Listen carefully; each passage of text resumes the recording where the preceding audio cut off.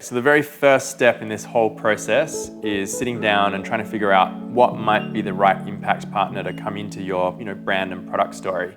We'll start by working out what's called your lockup, the perfect combination of product, brand, and impact partner.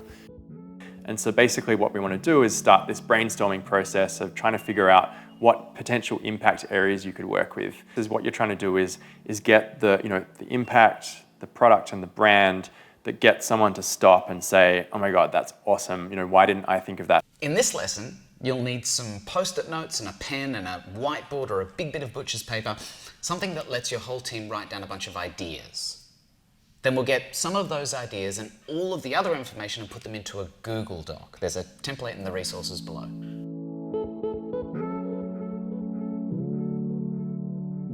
We basically get a huge sheet of butcher's paper, a bunch of markers, some sticky dots. We'll all sit down, brainstorm a whole bunch of things around the table, write them all down on post-it notes and then stick them on the butcher's paper. On the post-it notes that we're chucking onto the butcher's paper, we're just thinking about what is the 1 or 2 words that summarize the idea that we've got. So it could be working with sanitation, which is what we do with Who Gives a Crap. It could have been something that was environmentally focused as an impact area. And then the idea is that you'll take 3 dots each and you'll all put a dot next to the 3 ideas that you think are best. And that will help to put a lens on what the group is thinking and potentially help you to nut out which impact areas might make the most sense for your brand or product.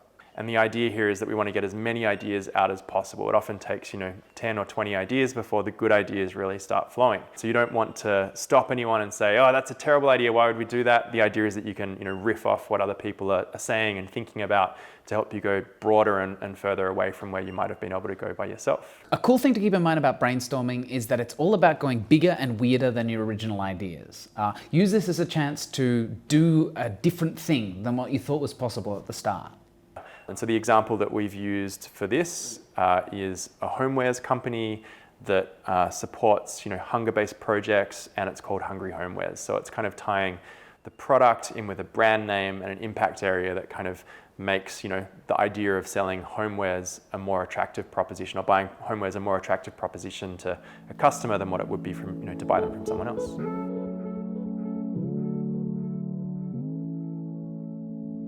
Once you've got your lockup right, you want to figure out how you can communicate that in under 10 words. It could be Hungry Homewares that helps end hunger. Let's look at a couple of examples of lockup. So, Who Gives a Crap is a great example.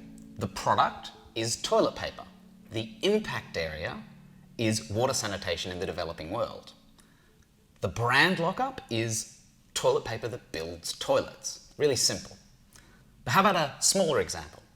Crepes for Change is a little food truck here in Melbourne. The product is crepes from a food truck. The impact area is youth homelessness.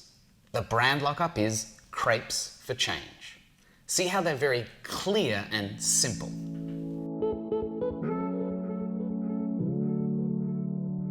To do this process, probably 2 or 3 hours is enough. It doesn't take a full day. I think the key thing is that there's no distractions, and when people start feeling like they're losing energy or becoming deflated, you want to take a break and do something energizing. So one of the tricks that we have is we'll play a game of rock, paper, scissors, a little tournament, so that it takes 5 minutes and we all sort of can get distracted enough to come back and refocus again.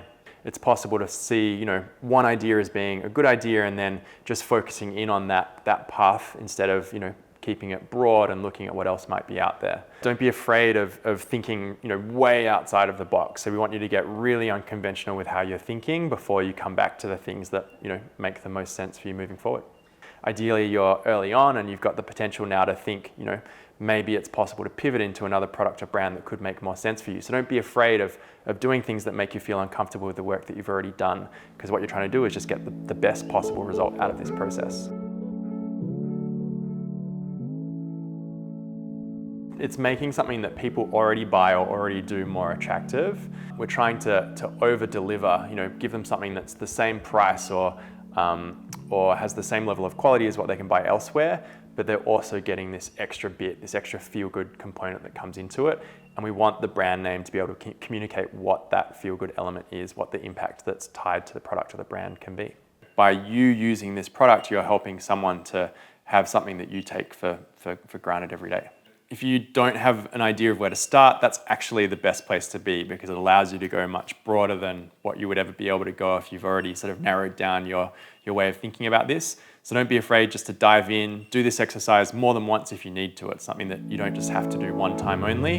What we're really trying to look for here, and when you know you've got it right, is when you tell someone what this product, brand, impact, lockup looks like, those three things together, and they're like, that's an awesome idea. Why didn't I think of that? If you can get someone to have that reaction, you really know you've nailed this part of the exercise.